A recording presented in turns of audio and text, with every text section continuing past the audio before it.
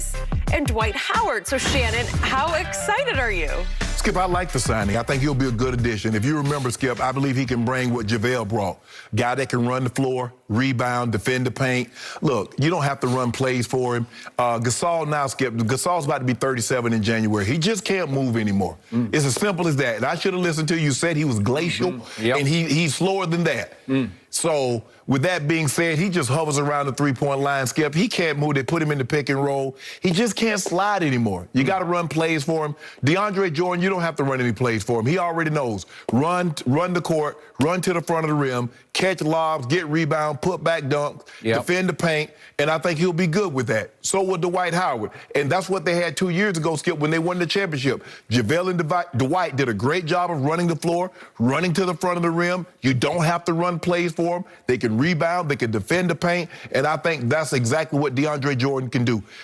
He lost a lot of his run once they got Blake Griffin. They went to a little smaller lineup, Skip, and they played, a lot of times they played Kevin Durant or Blake at the 5. And so DeAndre felt kind of, lost his minutes.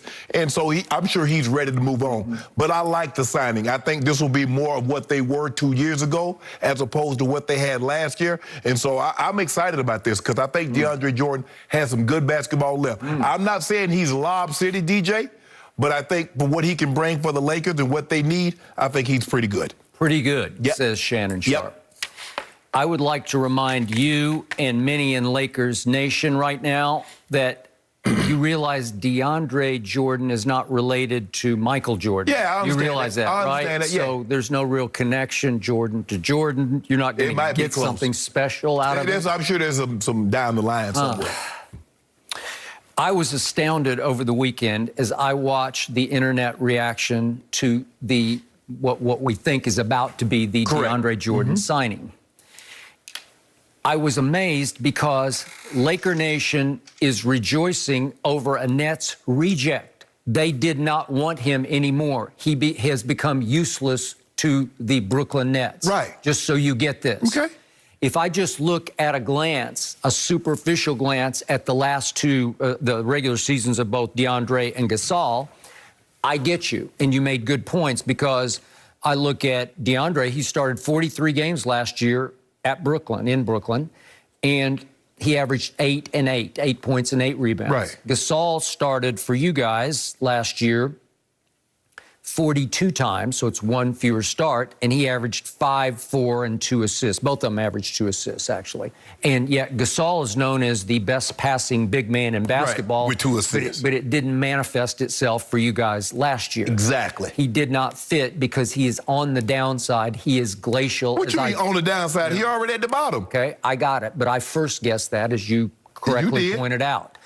Okay, I'm going to first guess this one, too, because DeAndre Jordan is an old 33. He just looks old to me. And I'm going to remind everybody, he is very close with Kevin Durant. So if he had anything left, Durant would have fought for him to be in the rotation or probably in the starting lineup, but he did not fight. Kyrie did not fight. They love him. They think he's the wise old owl in the locker room.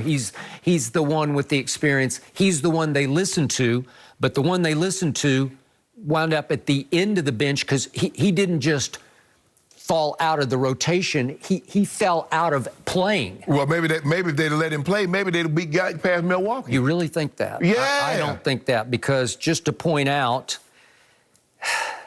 11 of the last, he played in 11 of the last 36 games that they played, and he got a DNP, did not play in the final 4 games of the regular season and all 12 games of the postseason. So for the last 16 games that they played, he did not play a second. Yeah. Does that concern you at all? That does not concern me. And what was one of the problems that the Nets had? Rebounding. Because what did the Bucks do to him? Rebound them, pound them on the glass. And what did everybody say? This is a very small team if you don't have DJ on the court. Kevin Durant is 7 foot tall, but Kevin Durant is not what we know as a great rebounder. Blake Griffin, hold up. You talk about Blake Griffin, you talk about DeAndre Jordan as a reject. What was Blake Griffin? What was LaMarcus Aldridge? The Spurs reject. Detroit Pistons reject. Well, to a certain degree. Exactly. But they were They still had more basketball left at that point than I see DeAndre having right now. No, because here's the thing.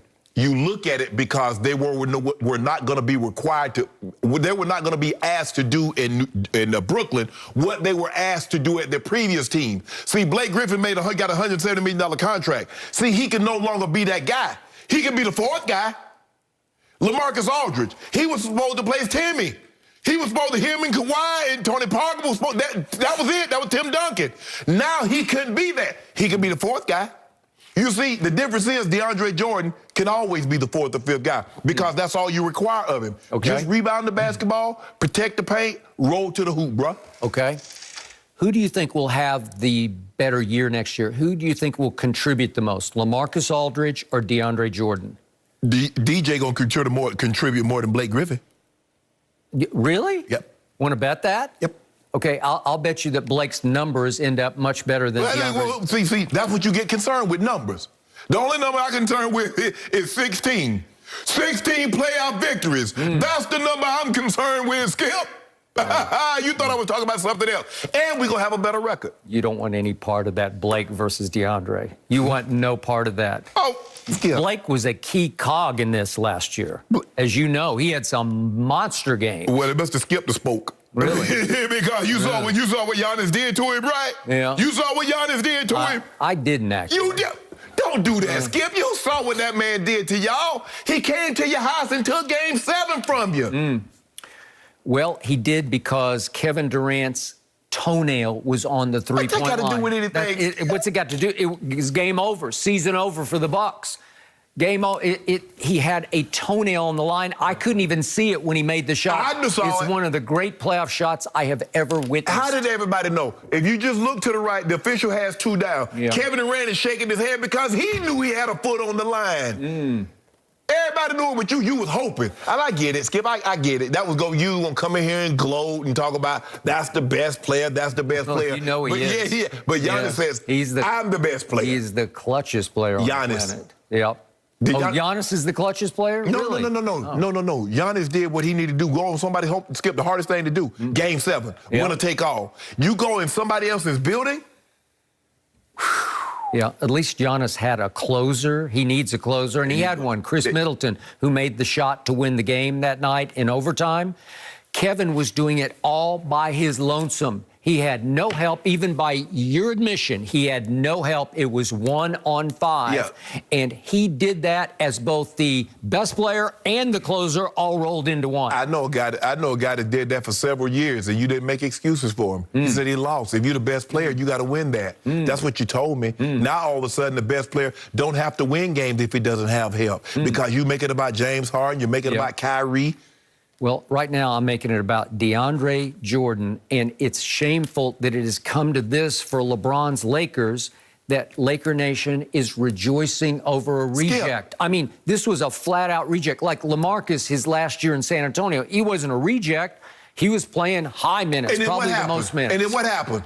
So why did they let him go? Because he's too expensive. No, he wasn't too expensive. Yeah. You bought him out. So basically you paid him. So he got $1 million from them. So you paid whatever his salary was. But they started over. The Spurs are completely start over rebuilding. Are the Nets rebuilding? No. They just jettisoned DeAndre because he doesn't work anymore. They don't need him. But Skip, you guys rejoicing of a guy that had to go through 5 positions to get cleared to play. And Brooklyn is rejoicing in that. Well, they're not rejoicing. He's like the 10th man now. So LaMarcus is going to be the 10th man. Yeah. LaMarcus is going to start. Millsap is going to be the 9th man, and LaMarcus. Yeah, 10th. that you mentioned. I'm glad you brought up Millsap. And he moves like Sap. He is a baller. He is a warrior. I'll take him in any playoff game over DeAndre Jordan. I mean, he don't have better numbers than DJ. Well, I don't know how much you'll get to play. That ain't my problem. Because you may have to play DJ high minutes because you need him. Millsap, I'm glad to me being from the South, I understand what Sap is. Yeah. You probably know what Sap is also. Yeah. It doesn't move very fast. Yeah. Millsap about to be 37. And it's sticky, and you're stuck in the sap right now with your argument because you can't get out of it. Skip, DJ and Dwight Howard will be JaVale in what JaVale provided. A guy that can roll to the rim. He can rebound. Skip, you don't have to run plays for him, but he'll catch a lot of lobs. You ain't lobbing nothing to Marc Gasol. You and I both know. Okay. Do you really believe that DeAndre is that much better than Marc Gasol? Yes! I'll give you an ounce better, just like an ounce better.